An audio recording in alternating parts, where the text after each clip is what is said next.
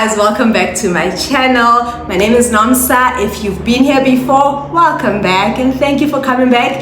And if you're new, I hope you like what you see and you subscribe. As you may have already seen from the title of the video, I am doing a series called 40 Lessons I Have Learned in 40 Years. I thought it appropriate to do this series now that I've settled into my 40s. Like I said, I'm 41, will be 42 in November of this year.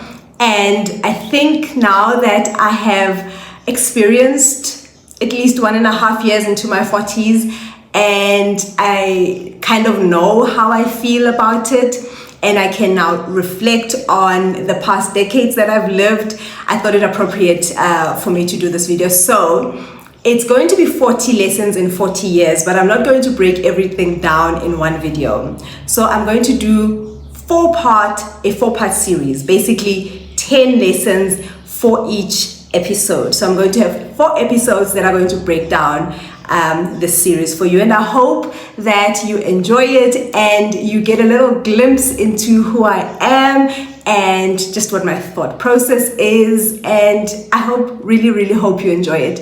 And if you do, if you relate with anything, please comment down below and we can engage there. Let's go. So lesson number 1 is, it sounds the easiest to do, but it is most often not. Always try to be a good person. Always try to extend kindness to people. I know it's hard because not everybody is going to treat you in a way that you will want to be kind to them. But I think when we understand that we are all going through our own little battles in life that mold us, that mold our attitudes, that mold how we interact with people, I think then we understand that some people are not mean to you on purpose. Some people just cannot help it. It's because of what they've been exposed to. It's what their minds have been conditioned to. Some people are just always on defense mode, and anyone that comes across them on a bad day, they become their target, like they're let out target. So if we can understand that not everything is personal and not everything is about us that people do, it's just a reflection of what could maybe be happening in their minds or in their hearts, then I feel like we can extend a little bit more kindness to people and be understanding and try. I know it's not easy. I know some people will go out of their way to make you feel like you need to expose the unkind self.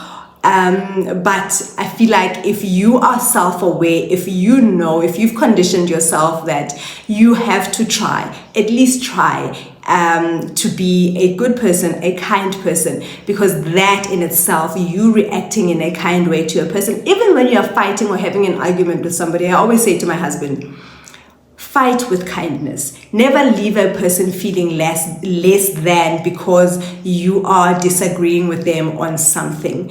Always make a point that will end up making another person feel like, okay, yes, you don't agree with me, but you are not making me feel like I'm less than, or I'm stupid for feeling the way that I do, or I'm not worth respect or kindness. That's lesson number 1. Lesson number 2 is that money is not everything. Do not mistake money for wealth. Those are 2 different things. A person with money has access to things, of course. And I'm not saying we should not have money. I want money. I want lots of money. But do not make the mistake of replacing people with money. Using people instead of using money. Money is important. It affects everything that we do in life. It exposes us to a lot of stuff.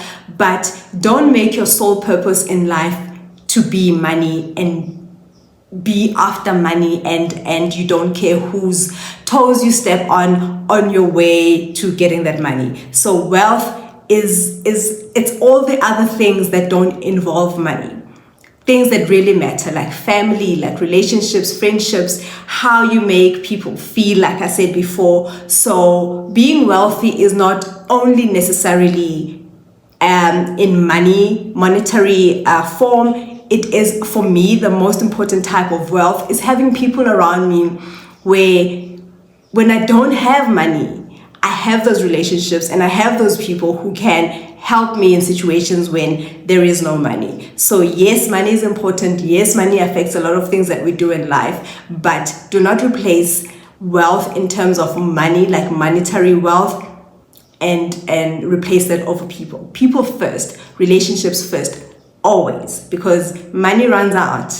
And if all you're going to do with your life is want to work for money, and neglect relationships and step over people and their feelings, then I'm afraid you're going to be working for the rest of your life. Like literally, you are going to be working to accumulate instead of working towards building relationships. So yeah, that is lesson number 2. Lesson number 3 is never stop learning. Like, I mean, life itself for me is one big lesson.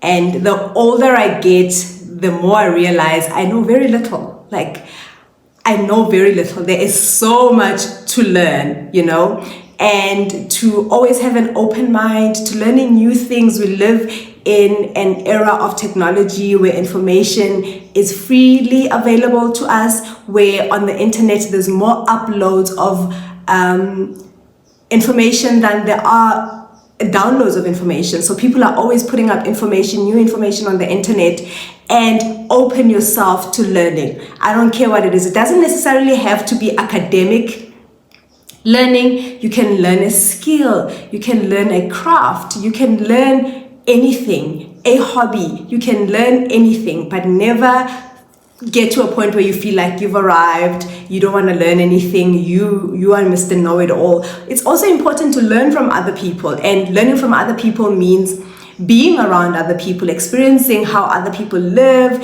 and being open-minded into understanding different things and ways of living. Even if sometimes you don't agree with it, open your mind to learning and understanding how things are done outside of yourself. So yeah, lesson number 3. So this one may be a little bit controversial because I know a lot of people have this mindset of, I have to do what I love. Do what you love and you'll never work a day in your life. Yes, I agree, do what you love, find your passion and do it, okay? But also be open to doing things that you do not love.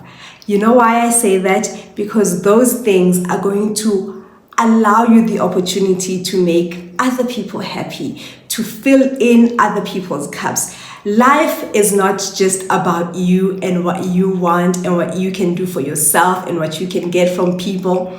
It is also about doing for other people. Yes, do what you love, what you enjoy, but also the saying that goes, if you do what you love, you'll never work a day in your life. That is a lie. If you put in labor, if you put in time and effort into something, that's work, whether you love it or not. That is work. So do work that you love. Yes, of course, by all means, self-actualization, know exactly what makes you happy, do it, but also be open to doing things that you don't necessarily love, because those things will also stretch you, will also make you contribute to something bigger than yourself. And it's a whole picture. You know, you're not painting half a picture, you're painting a whole picture. And that is lesson number 4. Lesson number 5 is that anything worthwhile is hard to do. Anything that requires you to step out of your comfort zone, anything that requires you to embrace the suck, best believe if you put your best foot forward, it is going to pay. Anything that is worth having requires you to put in time, effort, and work. It really requires you to step inside of yourself and just release a beast in you that you probably didn't know existed. So if you're going through anything, whether it is going through a qualification at school, whether you are working towards your dream body, whatever it is, whether you're working towards being the best parent to your children, it's going to require effort and hard work. But best believe it is going to yield the best results ever, and you are going to be happy. So don't be scared of things that make you scared. Like I said, embrace the suck. Sometimes it's not fun. Sometimes it feels like you are torturing yourself. Why should you do this? But best believe it's going to be worth it. If you have a goal this year to lose weight, for instance, it's going to be hard. You need to change your diet. And we know that is hard to do. Exercise is the easier part of it. Really, exercise for me at least, it's easier for me to stick to an exercise routine than it is for me to eat my vegetables, drink my water every day and have my protein. But I know that at the end of the day, when I have achieved the body that I want, when I've lost the kilograms that I wanted to lose, I feel good.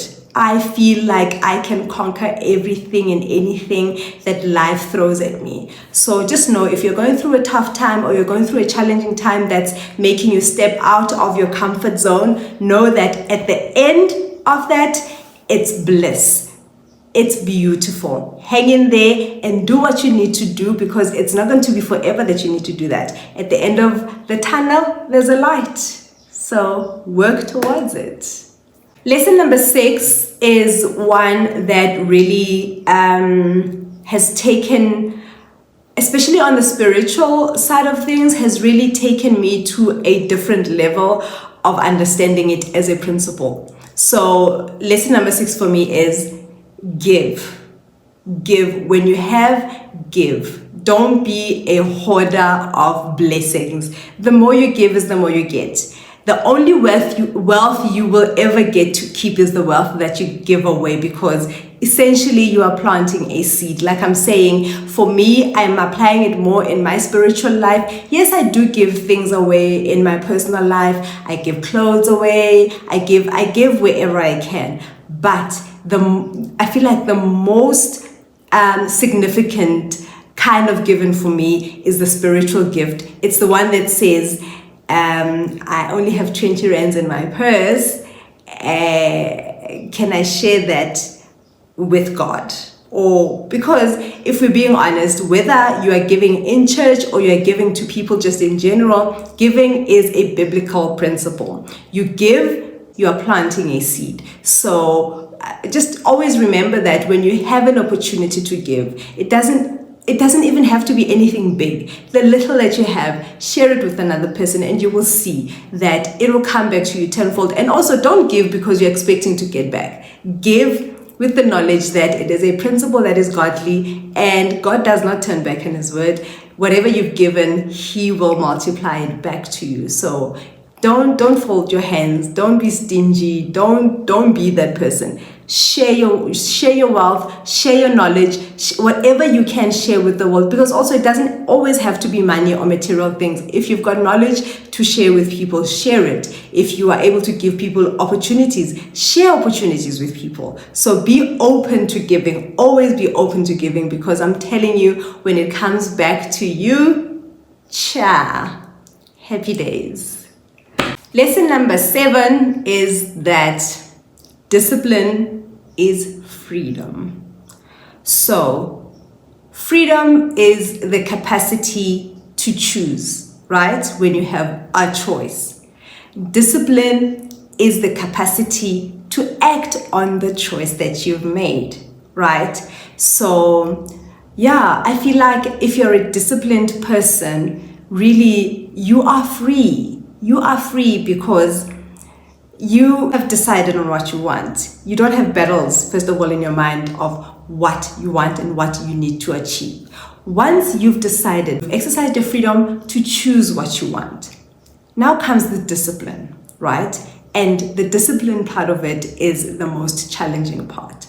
But once you get that, once you get that down to the T, the discipline part, then I'm telling you, you feel so free. I'll make an example. I am very disciplined with my workout. A choice that I made out of my free will because I felt like I needed to move my body. That was a free choice I made. I want to be fit. I want to be active. And then I applied the discipline. Can I tell you just how freeing it is to wake up every morning knowing that I get to work out? Not that I have to. Not that I have to. I don't always feel like working out. I'm not always motivated to work out. But when the discipline is applied and I see the results, I tap myself on the shoulder to say, well done. So have the freedom to be disciplined. You will see the results. Being consistent, staying consistent to the course is the discipline. So those two go hand in hand. Choose something, decide on something, and then act on it with discipline. Happy days. Lesson number 8 is find a hobby or an activity that you love, that you enjoy, that you can do all by yourself. That has changed my life. Just having this one thing that only I enjoy, that another person might not be interested in, that my husband is not really into, that my children, but it's my thing and everybody in the family knows that it's my thing. Find something that you enjoy doing. Find something that you can do all by yourself without anybody accompanying you. That is so fulfilling. That is so good for your mental health. That is so good for self-love and just taking care of yourself. It's important to find things that we really are passionate about, that we do just for recreational purposes. It's not even something that has to bring you money, just something that you do solely because you love it and it brings you joy, like real peace and joy, whatever it is. It can be walking, it can be knitting, it can be writing poems, it can be anything. Find something that you can do that does not require you to have company, that does not require you to have to rely on somebody else for you to do it and enjoy it. Find that thing. Seek. If you haven't found it, I encourage you to do some research. Find something that you can do that only you understand, that only tickles your fancy, that makes you feel happy from the inside, and do it. I promise you, you will be so fulfilled, you will be so happy, because also it will encourage you to spend time with yourself, because we spend time a lot with other people, we spend time with colleagues, with our husbands, spouses, whatever, our children. It's rare for us to find a time where it's just you, yourself, and the love of your life, in inverted commas. Find something that you love, something that will ground you, something that will make you feel fulfilled without having to rely on somebody else. I promise you, it will change your life. Lesson number 9, surround yourself with people that will make you better and not bitter. I cannot stress this enough. You cannot spend your time and energy with people that drain you, with people that make you feel like you're not good enough, you're hard to love. Stay away from those people.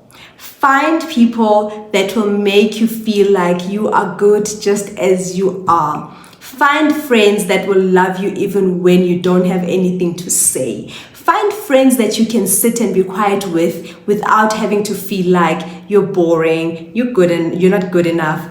Find people, have people in your corner that will encourage you to be a better person, that will help you in life, that will just encourage you to be the best version of yourself. Never spend your time trying to convince people that you're good enough to love. When a person has shown that you are not exactly what they're looking for, it's fine. We are not all meant to be loved by everybody. I mean, we're not money. Come on. So find people that speak your language, that make you feel, secure in yourself and encourage you to be a better person. Honestly, there is no time to be spending time with people that will either compete with you because they want to be like you. Those are the kind of people you need to stay away from.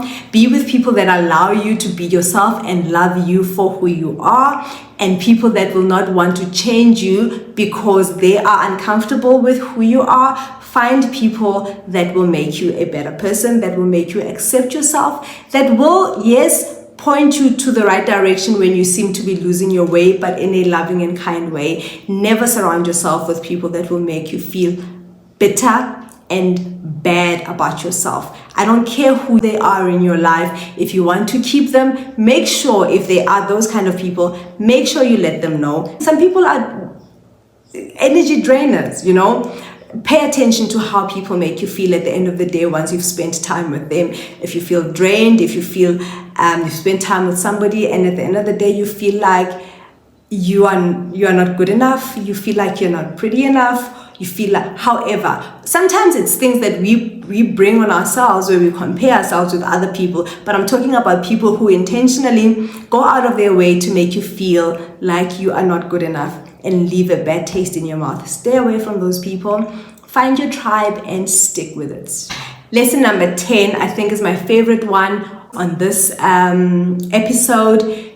Because I'm married, I have been married for 15 years, this year 16. Can you believe it? Yes, I've been married for 16 years. And one thing I can tell you, if you are planning to get married, is marry your best friend.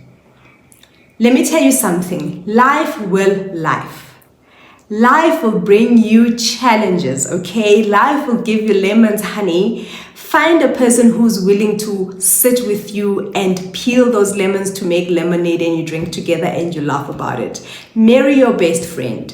Marry someone that even when you are mad at them, you are still feeling love and kindness towards them. Marry somebody that will allow you to be yourself. Somebody who will make you laugh, somebody who will make you feel comfortable, somebody who will be your partner in life. Really, there is nothing worse than, I can only imagine, being married to somebody and you feel like you can't even share a joke with them. You don't have inside jokes that you guys share together. Find a person that really speaks to your inner child, that really speaks to your current self, that makes you feel comfortable in your own skin, makes you feel loved in whatever situation that you come across in life. Find your best friend, somebody that you can tolerate even when you're mad at them, you can tolerate even when they're snoring at night, sleeping next to you. Find somebody that you really like. Yes, love, it's easy. The like part is the hardest part. Someone whose behaviors, even when they irritate you, you can still tolerate because you love them and they are your best friend. That is, for me, like the best decision I ever made, to marry somebody that I can really kiki with, somebody that I can be serious with, somebody I can pray with, somebody I can play with. Really, find somebody that is your best friend and marry them. So guys, that is the first 10 lessons I learned in 40 years. I feel like being 40 is bringing out a me that I've longed for, a me that loves themselves unconditionally, a me that accepts themselves unconditionally. Really, I am enjoying my 40s so far. A lot of growth, a lot of lessons, a lot of stepping outside of myself, and a lot of feeling blessed because I've made it this far. So if you are in the same boat as me, or you are heading closer to your 40s, please know there's nothing to be scared of.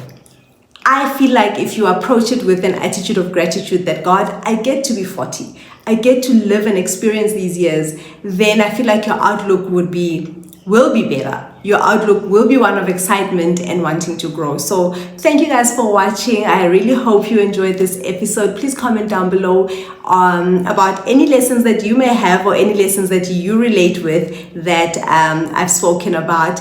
And I hope to see you again next time. Please remember to subscribe if you haven't. Like also, so that my videos can reach a bigger crowd. Thank you so much. I will see you guys on the next one.